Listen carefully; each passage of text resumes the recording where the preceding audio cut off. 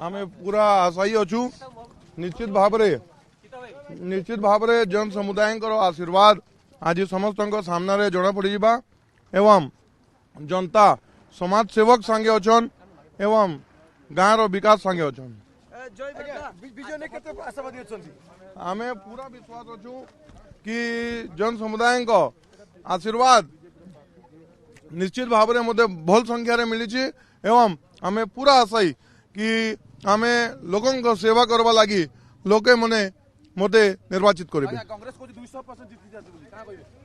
से कॉन्फिडेंस आमे पूरा आशायी अच्छु निश्चित भाव में जन समुदाय आशीर्वाद आज समस्त सामने जना पड़ एवं जनता समाज सेवक सांगे अच्छन एवं गाँव विकास सांगे अच्छन आमे पूरा विश्वास अच्छु कि जन समुदाय आशीर्वाद निश्चित भाव में मते भल संख्यार मिली एवं आमे पूरा आशायी कि आमे लोकों को सेवा करवा लगी लोके मने मते निर्वाचित करेंगे से कॉन्फिडेंस